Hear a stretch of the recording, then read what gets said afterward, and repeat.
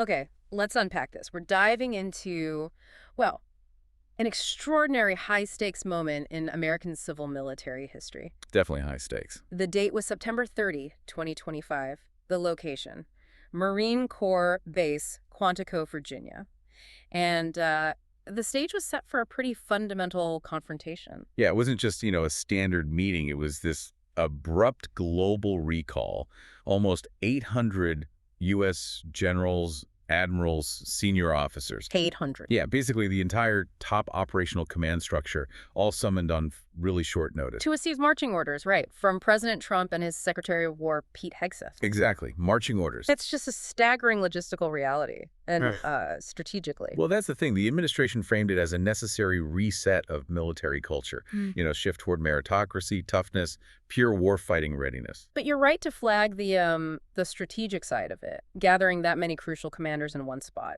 It was immediately called out. Pentagon officials described it as an inexcusable strategic risk, basically prioritizing political theater over actual operational security. Makes sense. So our mission today is to synthesize the explosive rhetoric and the very explicit directives from Quantico. These weren't just briefings. No, not at all. They were ideological declarations, really designed to change the whole culture of the institution almost overnight. So we're going to trace the fallout across, 4 major fault lines: strategic, cultural, political, and factual. Right. And then we need to explore the deep historical parallels this whole thing invoked, because it didn't happen in a vacuum. Absolutely. And the key question for you, the listener, is this. Did these speeches really set the stage for a stronger, leaner military, one ready for great power competition? Or did they risk destabilizing the constitutional foundations? Undermining the most trusted institution in American democracy. That's the core tension. Let's start with the man who delivered the detailed blueprint, the manifesto, really. That would be Secretary of War Pete Hegseth, former Fox News host, Iraq War veteran. Right. His 45-minute address, described as forceful, a manifesto, explicit orders. Explicit is the word.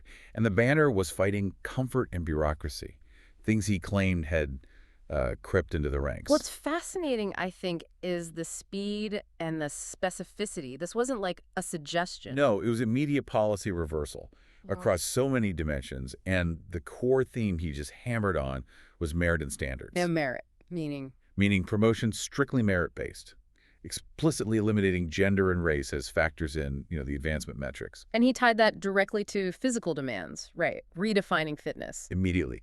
New physical standards, mandatory daily exercise, and the big one, gender-neutral PT tests based entirely on male standards. Okay, let's pause on that. Gender-neutral, but based on male standards. What does that practically mean? It means the bar for physical readiness is set at what's traditionally seen as peak male combat readiness.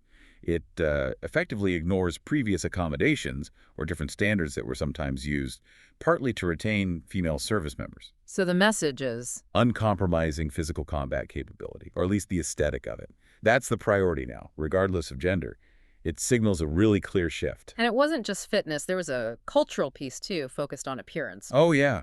Strict grooming rules, mandatory short hair, basically banning beards unless you had a specific religious or medical exemption. So creating a very uniform image, a throwback almost. Definitely hearkening back to a more rigid, maybe pre-9/11 military look. Yeah. But he jumped from appearance straight to policy elimination. Where did he focus those cuts? Laser focused on what he termed woke distractions. He called for stripping away all non-warfighting priorities. Like what specifically? Immediately eliminating DEI diversity, equity, and inclusion offices. Completely. Ending all the identity months. Dropping the climate change initiatives that had started to be integrated into strategy and even infrastructure planning. So a total reversal on those fronts. His explicit line was that resources must flow only toward lethal capability, not, quote, social engineering. That's a huge move. Obviously controversial, especially the DEI part. We'll get into the pipeline critique later, but maybe the most controversial cultural command.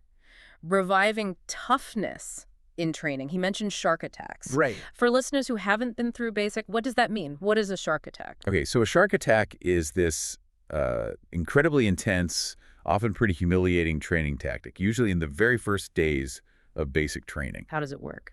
Multiple drill sergeants descend on one recruit, or maybe a small group, all at once. Screaming, pressure, immediate physical demands.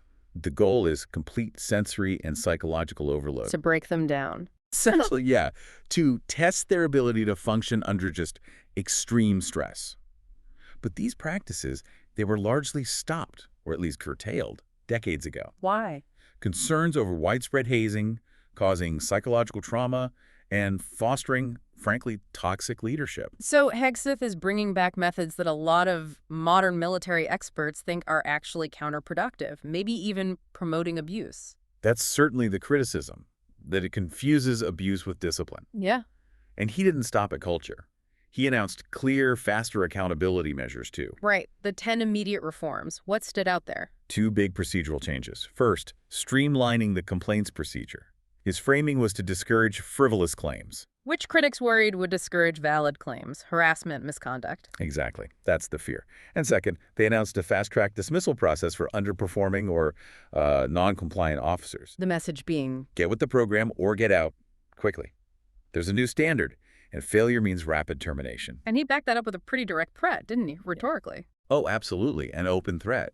He referenced firing senior leadership, even mentioned the chairman of the Joint Chiefs specifically, said anyone unwilling to adapt should step aside. Wow. That's highly unusual. A public political threat aimed right at the top brass. It instantly raised massive concerns about, the health of civil-military relations, applying that kind of pressure so openly. But he tried to frame it historically, invoking figures like George C. Marshall. Right. He tried to position these aggressive reforms not as some radical new thing, but as a necessary return, a return to pre-9/11 standards when, in his view, the focus was singular and the bureaucracy wasn't as thick. Okay, so if Hegseth laid out the detailed blueprint, the manifesto, President Trump provided the sweeping vision, the political exclamation point. Exactly. His hour-long address really doubled down on that meritocracy theme, insisted the military exists only to defend the nation, not feelings. That was a direct quote. And he put money behind it, talked investments. Big time. Focused heavily on great power competition. He announced significant new spending on nuclear deterrence. He talked about creating a Golden Dome missile shield. Sounds familiar, like Reagan's Star Wars. A very clear echo, yes. And he announced procurement of 19 new Navy ships. That's a serious investment in hard power, classic deterrence. Aimed squarely at. External rivals, China, Russia, Iran, were all implicitly or explicitly referenced. It's an unambiguous focus outward. And he also pushed for symbolic changes, rebranding. Yeah, he enthusiastically endorsed renaming the Department of Defense back to the Department of War. Why? What was the reasoning? He argued the current name, Defense, symbolized weakness, bureaucracy, whereas War, the original name, projected an unapologetic warrior spirit. That phrase again, unapologetic warrior spirit, and he used historical figures to back that up. Repeatedly. He cited Generals Patton and MacArthur constantly, figures synonymous with aggressive action, singular focus on victory, championing a return to that perceived tougher era. Okay, but then the discussion took a sharp turn, didn't it? From military policy to, well, potential constitutional crisis territory. The domestic deployment comments. This is really the crux of it. He suggested using the military in U.S. cities, specifically named Chicago and Portland, as, quote, training grounds against what he kept calling enemies within. Right. That's the flashpoint for this whole deep dive. We need to pause here. This rhetoric immediately triggered huge legal and constitutional alarms about the Posse Comitatus Act. Huge alarms. We hear that phrase, Posse Comitatus. For our listeners, break that down. Why is this act so fundamental? What's its history? Okay, Posse Comitatus is absolutely foundational to American democracy. It was passed way back in 1878, right after the Civil War and Reconstruction. And its purpose? It generally prohibits using the federal U.S. Army, and later it was expanded to include the Air Force from acting as domestic law enforcement. It was specifically designed to stop the executive branch from using the military to police its own citizens. So the law's very DNA is about separating military combat power from civilian policing power. Precisely. Combat troops are trained for lethal force against enemies. Police are trained for apprehension, investigation, following rules of evidence. Blurring that line, which Trump suggested by talking about cities as training grounds, well, it dangerously militarizes domestic law enforcement. And the reaction? Immediate condemnation. Representative Pat Ryan called that specific suggestion, made right in front of the entire General Officer Corps, a direct threat to democracy. Beyond the constitutional red flags, the speech itself was very political, right? Criticizing opponents, allies. Heavily politicized. It served as a platform to attack Democrats, criticize NATO allies. And this is where we have to talk about the factual coherence, or maybe the lack of it. Yeah, the fact-checking. What did that reveal? Well, the speech was just peppered with factual inaccuracies, and when you deliver those to the military leaders responsible for planning and resource allocation, it's deeply problematic. Let's get specific. Fact-checkers from CNN, Reuters, The Atlantic jumped on this. What were the big ones? Okay, a few major examples. Trump claimed $350 billion in Ukraine aid. The actual range, according to all official figures, was way lower, somewhere between $94 billion and $135 billion.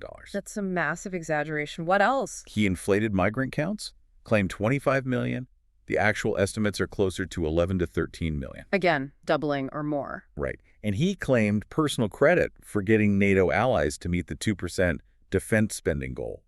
That goal was actually set way back in 2006. So what's the implication of him saying these things to the generals? How does that land? It's critical.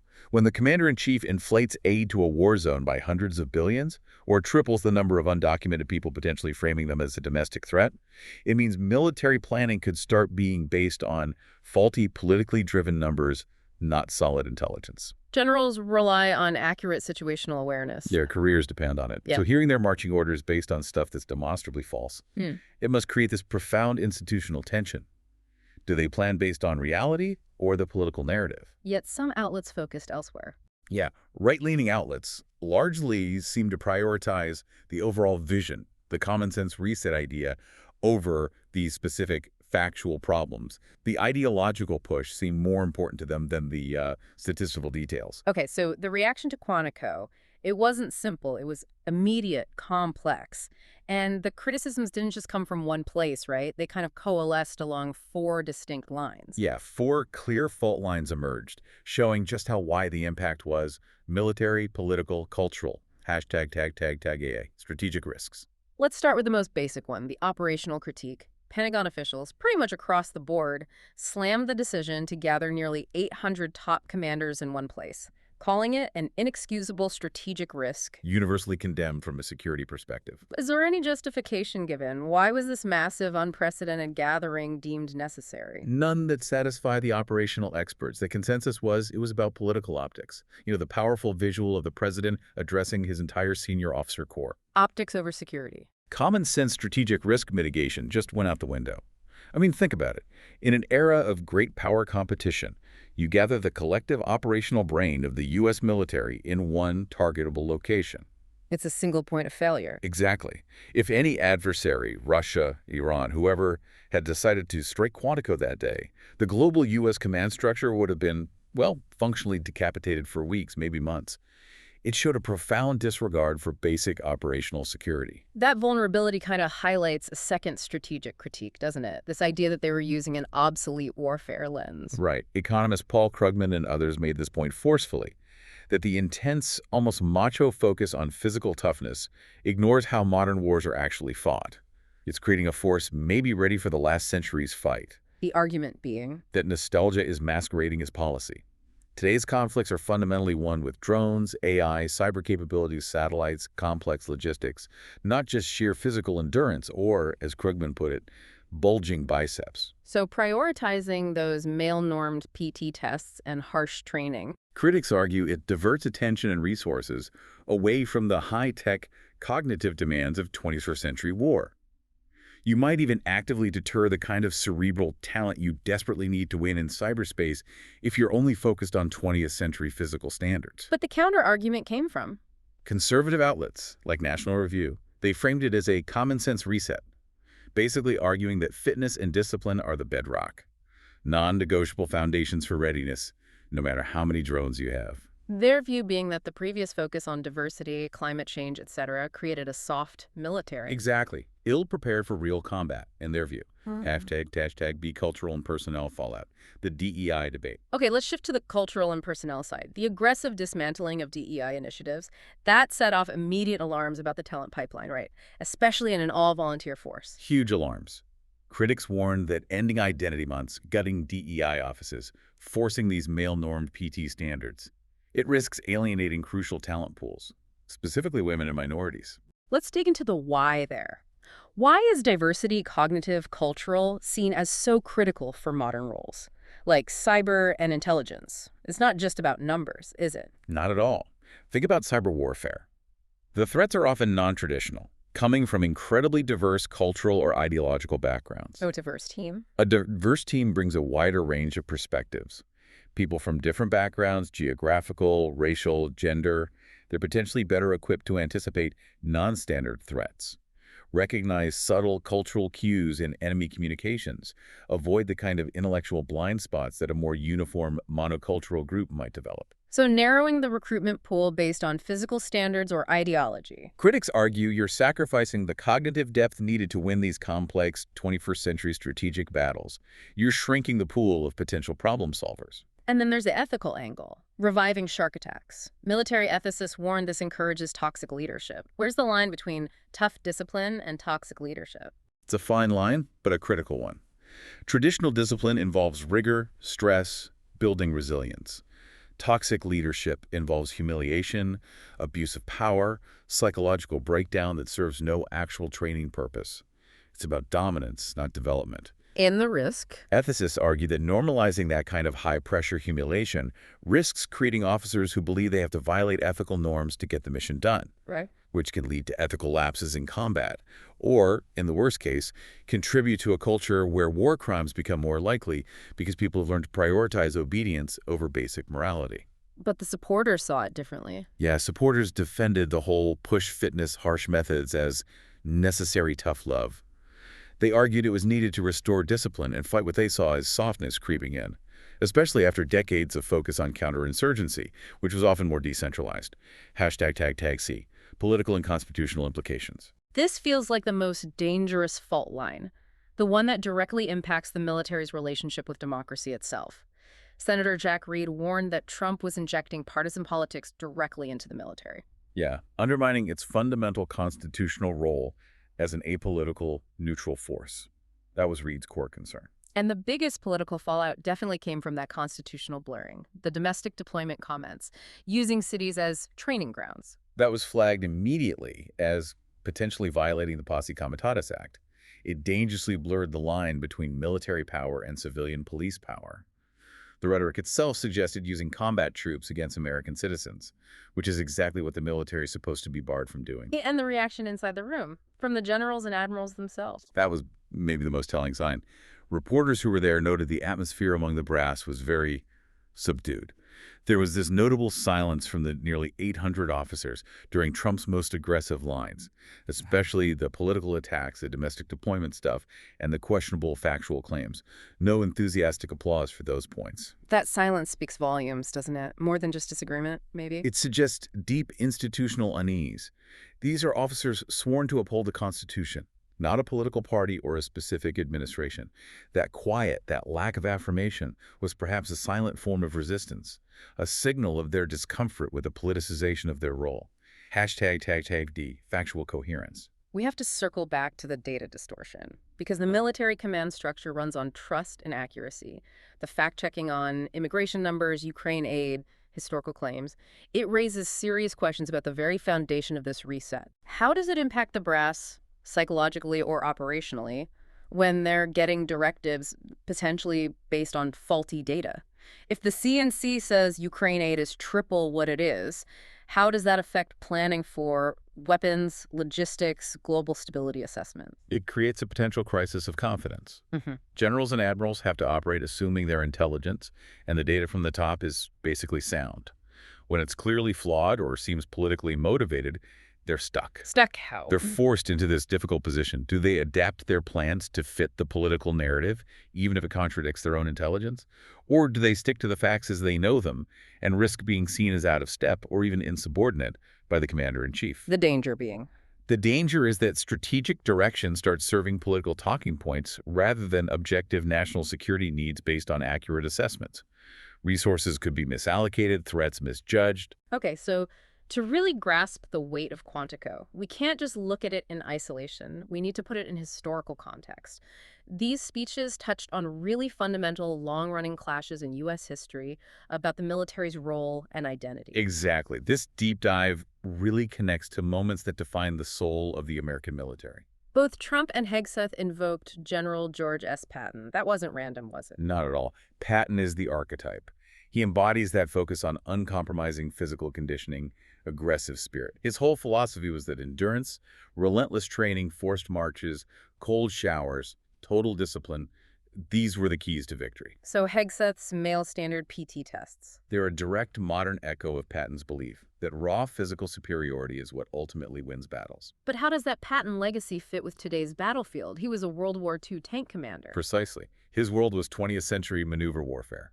Vast armies, physical attrition. Today we're dealing with asymmetric threats, hypersonic missiles, AI-driven targeting, cyber warfare. So the critique is? That relying on the ghost of Patton, on that kind of raw physical toughness model, is fundamentally anachronistic. It risks being that nostalgia masquerading as policy. You might be sacrificing crucial technological dominance and cognitive adaptability just to impose a rigid 1940s-style aesthetic and ethos. The core tension at Quantico, this civilian leadership threatening to purge senior officers who didn't adapt that, immediately brings to mind the big one, right? The clash that really cemented civilian control over the military. Truman and MacArthur, 1951. It's the defining moment. Remind us of the basics. During the Korean War, General MacArthur, who was incredibly popular and prestigious, publicly and repeatedly challenged President Truman's strategy. Truman wanted a limited war. MacArthur wanted to expand it, maybe even into China, use more aggressive tactics. He basically saw himself as the strategic authority entitled to set policy. And Truman's reaction? Swift and decisive. He fired MacArthur, arguably the most famous general in the country, fired for insubordination. Setting the precedent. An absolutely unshakable precedent. Civilian presidents, under the Constitution, set the policy. Generals execute it. Professionalism demands obedience to lawful civilian orders, even if you disagree. So Trump's open threats of firing leaders, his alignment with MacArthur's aggressive style. It directly challenges that Truman precedent. It puts the generals in that room in a tough spot. The question hanging in the air during that silence was, will they uphold the principle of civilian supremacy, or will they bend to overt political pressure? When Trump talked about using U.S. cities as training grounds, he hit a raw nerve, one rooted in some really dark moments in American history. Moments that reinforce why Posse Comitatus is so revered. Absolutely. The memory of the Bonus Army in 1932 is just chilling. What happened there? General MacArthur, ironically, was Army Chief of Staff then. He led U.S. troops, cavalry, tanks, tear gas against unarmed World War I veterans. These veterans were peacefully protesting in Washington, D.C., asking for bonuses they'd been promised. An attack by the U.S. Army on U.S. veterans. Yes. It caused national outrage, severely damaged public trust in the military, and really solidified the idea that you must keep the Army out of domestic policing. And more recently, Kent State. Kent State in 1970.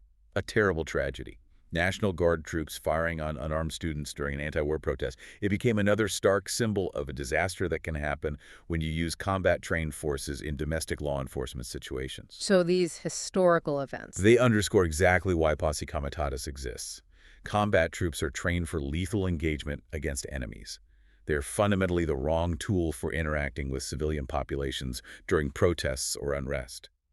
Trump's training grounds rhetoric is so dangerous because it seems to deliberately propose blurring those lines, potentially for political aims. Hegseth's move to dismantle DEI also challenges another key historical precedent, doesn't it? One that actually strengthened the military. President Truman again. His 1948 decision to desegregate the U.S. military via Executive Order NADA 9981. That wasn't universally popular at the time, was it? Not at all. There was intense internal resistance. Many high-ranking officers truly believed it would destroy discipline and cohesion. But Truman pushed it through. Why? What was his reasoning? Ultimately, to widen the talent pool, to make the military stronger, more representative, more capable as it faced the looming Cold War. He recognized that excluding a huge segment of the population weakened the nation. So the argument today is that dismantling DEI is, in a way, revising that logic. That's exactly the critique. That by ideologically narrowing the talent pipeline, by imposing uniform standards that may disproportionately exclude certain groups, You risk sacrificing the intellectual depth and diverse perspectives needed for today's complex challenges, cyber, AI, etc., all in the name of ideological conformity. It's seen as potentially weakening the force just when it needs diverse talent most. Hashtag conclusion and final thought. So, okay, let's try to synthesize the gravity here. The Quantico speeches, they were framed as this decisive, necessary cultural reset, all aimed at ensuring readiness for big conflicts, China, Russia, Iran. The directives were crystal clear.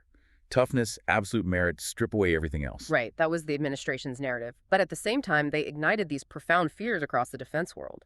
Fears about applying a 20th century mindset to a 21st century battlefield, maybe sacrificing brain power for muscle. Exactly, and fears about the potential erosion of democratic norms, the outright politicization of the military, that explicit threat of domestic deployment.